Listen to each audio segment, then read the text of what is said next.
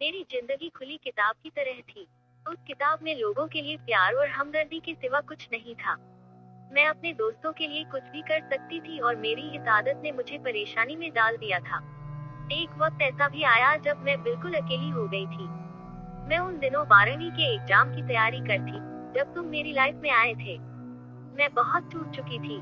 हर कोई मुझे बातें सुनाता था, जबकि मेरी कोई गलती नहीं थी। मैं तो बस अपनी दोस्त की जिंदगी बचा रही थी और सबने मुझको ही गलत समझ लिया था। अपनी पर्सनल दुश्मनी निकालने के लिए सभी ने मुझे बेवजह बदनाम करना चाहा। उस वक्त तुमने मेरा हाथ थामकर मुझे सहारा दिया। तुमने मुझे उस मुश्किल दौर से निकाला था। हालांकि मैं इतनी बार धोखा खा चुकी थी कि मैं तुम पर भी भरोसा नहीं कर पा रही थी। तुम मुझे समझाने की कोशिश करते, लेकिन मैं हमेशा तुमसे दूर ही रहती। मुझे बहुत देर बाद एहसास हुआ था तुम्हारे प्यार का। तुम मुझसे कहते थे कि मैं तुम्हारा हाथ कभी नहीं छोड़ूंगा और तुमने ऐसा किया भी। तुम आज भी मेरे साथ हो। तुम्हारे घर वाले जानते हैं कि मैं तुम्हारी गर्लफ्रेंड हूँ और बहुत ही जल्द हमारी शादी होने वाली है। तुम मुझे अपने पापा से मिलवाने वाले हो, यह सोचकर मैं काफी एक्साइटेड हूँ। मैं भी उनसे मिलना चाहती हूँ। मेरी जिंदगी में आने के लिए और मुझे अपनाने के लिए तुम्हारा शुक्रिया अमित। आज के दिन मैं तुमसे बस यही कहना चाहती हूँ, आए हो मेरी जिंदगी में तुम बाहर बन के। I love you. आज भी याद है वो दिन जब पहली बार हम मिले थे। कितनी अजीब बातें की थी ना मैंने उस दिन। फिर 2 दिन बाद जब मुझे एहसास हुआ कि मैं कुछ मिस कर रही हूँ, तब मैंने मैसेज के जरिए तुम्हें बताया था कि आई मिस यू। इस पर तुमने भी बड़े स्मार्टली अंदाज में रिप्लाई किया था कि चलो। लगभग 52 घंटे बाद तुम्हें एहसास तो हुआ कि तुम मुझे मिस कर रही हो। बस कुछ इसी तरह हमारी बातों का सिलसिला शुरू हुआ।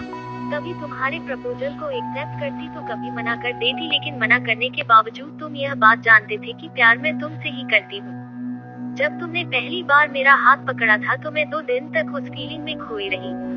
हम कमिटेड हो गए और रिलेशनशिप में आ गए। कितना अच्छा था वो वक्त जब रोज हम एक दूसरे से घंटों बात किया करते थे। स्पेशल ओकेजन में गिफ्ट देना और डेट पर घुमाने ले जाना, सब कुछ कितना स्पेशल था मेरे लिए। लेकिन ये खुशियाँ सिर्फ कुछ ही पल की मेहमान थी। मेरा तुमसे दूर जाना हम दोनों के लिए बहुत मुश्किल था, लेकिन तुम यह बात जानते हो कि मैं अपनी माँ को कितना प्यार करती हूँ, इसलिए इस रिलेशनशिप से मुझे अलग होना पड़ा। हो सके तो मुझे माफ कर देना। मैं भले ही तुमसे दूर रहूं, लेकिन प्यार हमेशा तुमसे ही करती रहूंगी। मेरी लाइफ में पहला क्रश तब हुआ जब मैं फर्स्ट ईयर में था। मैंने फिजिक्स की कोचिंग ज्वाइन की थी। पहले दिन हम सभी बच्चे अपनी अपनी सीट पर बैठे सर का इंतजार कर रहे थे कि तभी एक लड़की ग्रीन टॉप और ब्लैक जीन्स में आई। पहले ही दिन वह मुझे इतनी पसंद आ गई कि मैं उस रात सो भी नहीं पाया।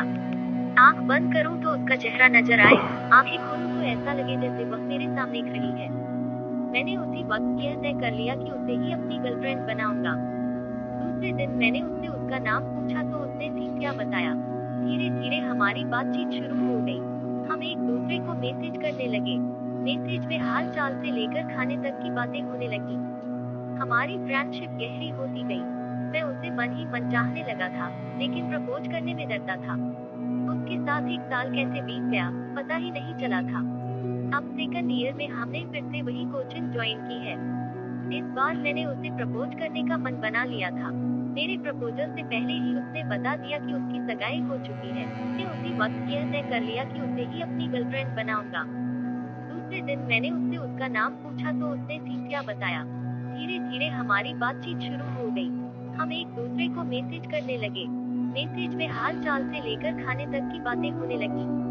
हमारी फ्रेंडशिप गहरी होती गई। मैं उसे मन ही मन चाहने लगा था, लेकिन प्रपोज करने में डरता था।